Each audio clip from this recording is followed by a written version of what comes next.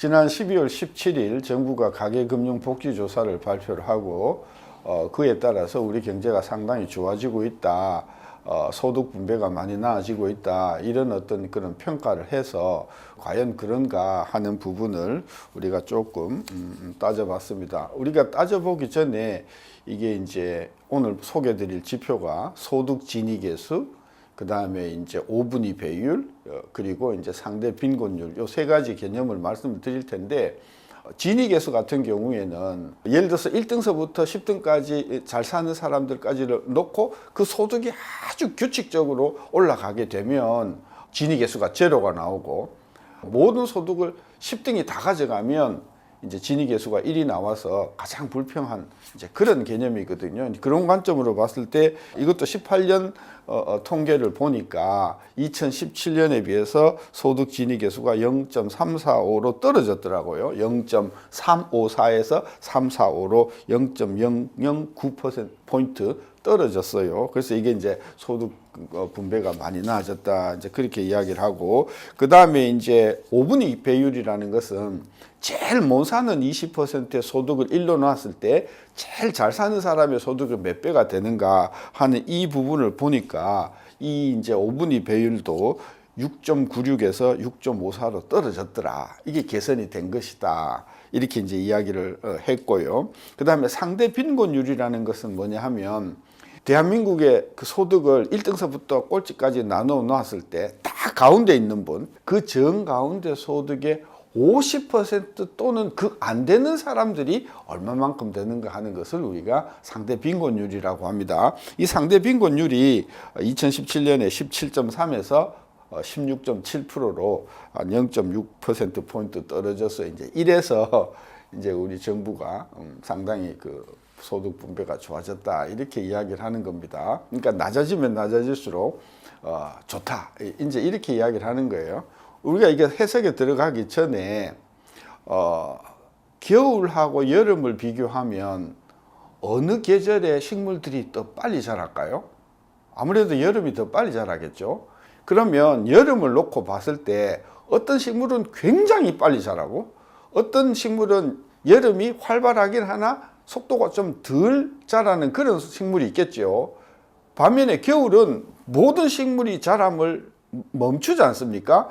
그러면 겨울이 되면 모든 식물이 다 자람을 멈추기 때문에 굉장히 그 자라는 속도가 평균적이겠죠. 평등하겠죠. 반면에 여름은 굉장히 모든 식물들이 성장을 하지만 어떤 놈은 굉장히 빨리 자라고 하루에도 막 몇 cm씩 자라고, 대나무 같이.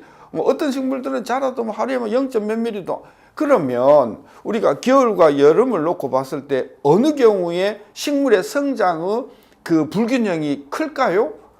여름이 훨씬 크겠죠.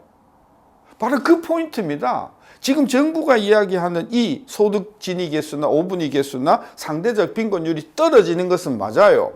떨어지는 것은 맞는데 이것이 긍정적인 것으로 해석을 할 수 없는 부분이 뭐냐 하면, 놀랍게도 경제가 침체하면 할수록 이 숫자들이 다 같이 떨어진다는 거예요. 제가 보여드릴게요. 지난 10년을 놓고 봤을 때 소득 진위, 그 다음에 5분위 배수, 그 다음에 상대 빈곤율이 세 개가 다 같이 떨어진 해가 이번 말고 두 번 더 있어요. 언제냐고요? 2012년이 그랬어요. 그리고 2015년이 그랬고, 그리고 이번에 정부가 발표한 2018년이란 말이에요. 그런데 2012년과 15년과 18년의 공통점이 뭐겠어요? 성장률이 다 떨어졌어요.